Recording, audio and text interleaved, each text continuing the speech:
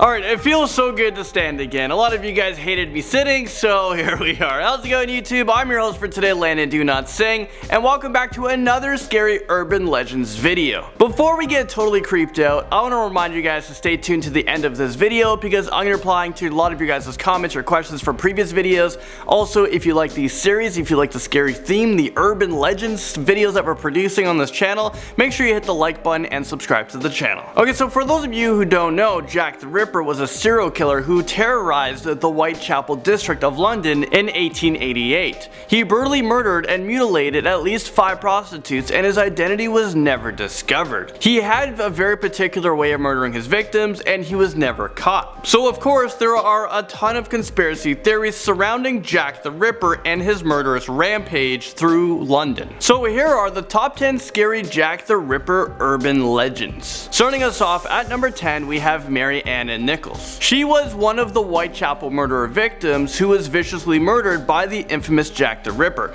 Her throat was slashed twice from left to right, and her abdomen was mutilated with one deep jagged wound. She also had many incisions across her abdomen and a ton of other deep stab wounds as well. Since her brutal murder, it has been said that her spirit has been haunting the Whitechapel area, and people have been hearing strange ghostly noises of Jack killing Mary Ann Nichols. People have said that they can hear her spirit glowing at the site of her murder, and horses and dogs will refuse to actually go near that location. Now that would freak me out.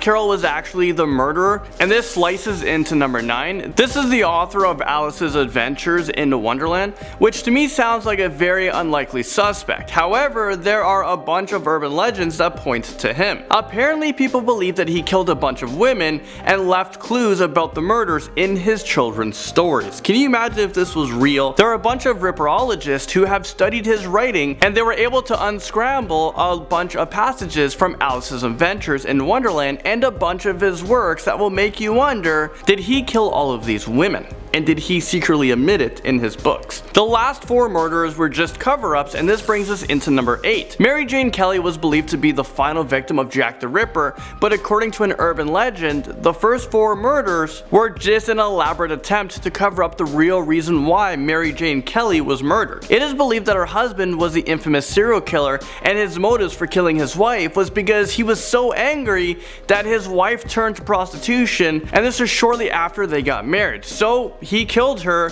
and 4 other prostitutes as well to make it look like a pattern, and then he killed his wife so the police wouldn't suspect him of committing the crime. So what we learned is to get away with 1 murder, you just kill 5 others? Okay, next up, number 7, the murderers were part of a black magic ritual. According to an urban legend, it is believed that Jack the Ripper was a part of a cult to indulge in a very violent form of satanic worship. Apparently, his true motives was to kill 4 prostitutes in order to become the cult leader.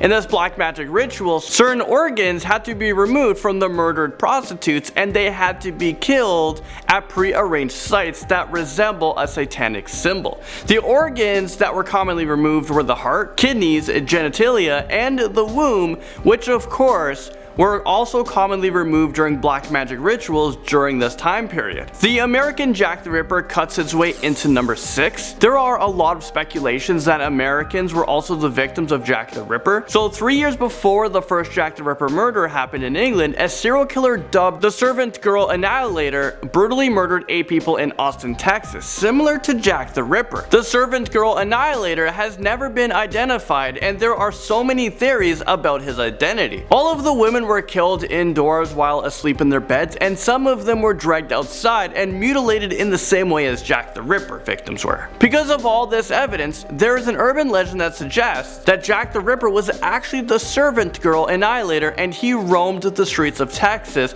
brutally murdering 8 people before heading off to England to do the same. Elizabeth Stride makes an appearance in at number 5. She's another victim of Jack the Ripper, but she wasn't as brutally murdered as the other ones. The only body mutilation mutilation that she had was a slashed throat, so it is believed that Jack the Ripper was most likely interrupted during his murder and he was unable to chop up her body like his other victims. The local urban legends surrounding her murder say that if you go to Dutfield's yard on Burner Street, you can supposedly hear ghostly and eerie screams of a woman struggling and crying for help. Okay, it's time to travel to Mitre Square in at number 4. This cobblestoned area is the site where one of London's most infamous crimes occurred. Catherine Eddowes was discovered at this location at 1:45 a.m. on September 30th, 1888. Catherine Eddowes was Jack the Ripper's 4th victim. She was found laying on her back in a pool of blood with her clothes over her waist. Her throat was slashed, her intestines were taken out, and they were placed over her right shoulder, and she had a lot of other brutal cuts all over her body. While the local legend states that on the anniversary of her death, people have reported seeing her ghost figure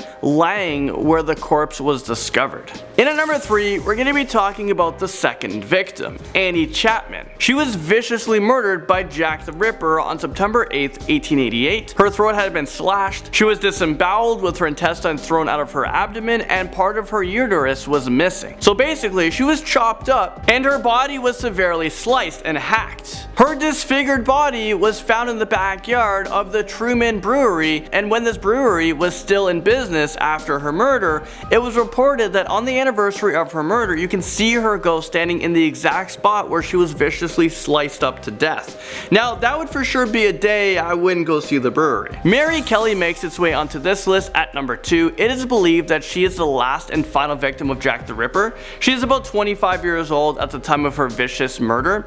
Her body was found laying naked on a bed in an apartment. Her whole abdomen and thighs were removed, her chest was cut off, and her arms had several jagged wounds. Her face was hacked up so badly you couldn't even recognize her, and her neck was cut so deep and you can even see her bones. I mean, is this real life right now? It's sickening to imagine. An urban legend states that after her murder, anyone who lives in that apartment will see bloody handprints on the wall. Even if you attempt to clean it or paint over it, the bloody handprint will reappear shortly after. People have even claimed that they have seen her ghost wearing all black, and she has been haunting the building on the very same night of her murder. Finally, at the top of this creepy list, in at number 1 is a Westminster Bridge Jack the Ripper sighting. Legends has it that if you stand on the Westminster Bridge on December 31st and look east as midnight approaches, you might see the ghost of Jack the Ripper.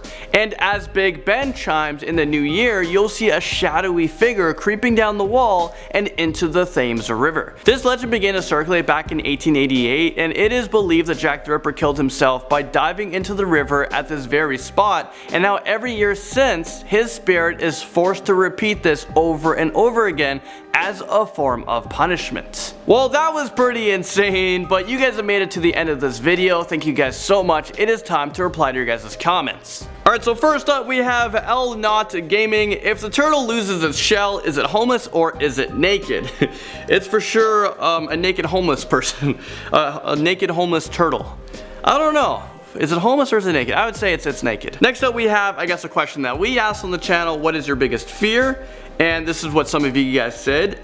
Injections or needles, whatever you want to call them. Next up we have horror movies, especially the ones based off of true stories.